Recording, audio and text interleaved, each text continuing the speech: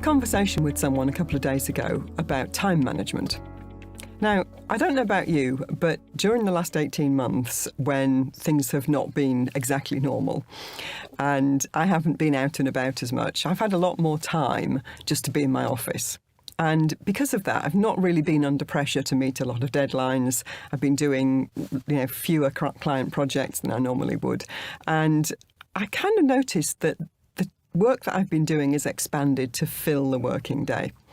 And so in recent months, when things have started to get going again, and we're now doing much more work with clients, I'm out and about a bit more and so on, I have actually had to start thinking about how I manage my time again. I've had to get a little bit more productive and a little bit sharper.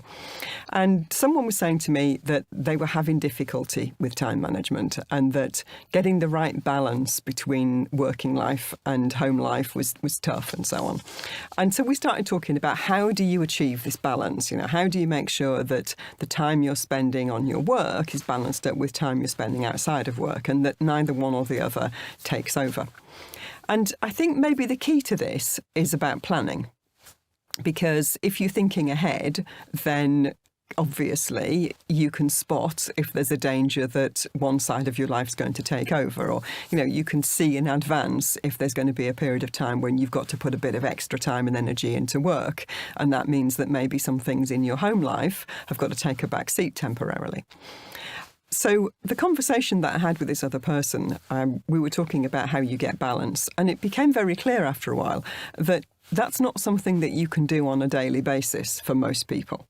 For some people you might be able to, but for most of us, it's unlikely that you're going to get the perfect balance between the different facets of your life every single day. And so then achieving balance is a matter of thinking about, well, what's a reasonable time frame over which I want to balance my working life and my personal life? For some people, it might be a week.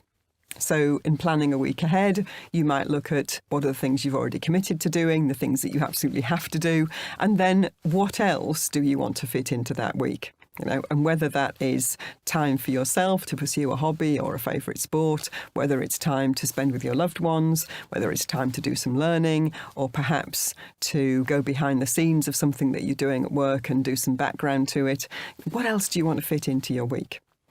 Only by doing that planning can you then say to yourself, OK, have I got a suitable balance? Am I going to get to the end of that week and feel as though I've spent too much time at work, or that I've spent too much time with my family at the expense of perhaps some of my work projects?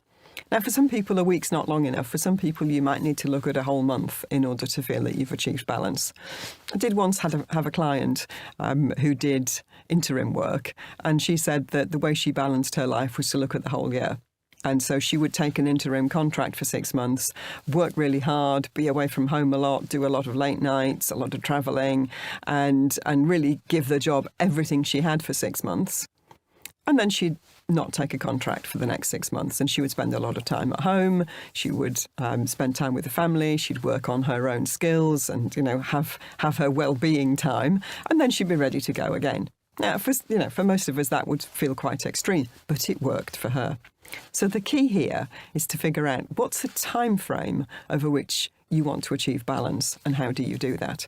And it doesn't really matter whether it's a year, it's a month, it's 3 months, it's 2 weeks, or even a single day. It's about learning what works for you, doing a bit of planning so that you get your priorities right. I hope that helps.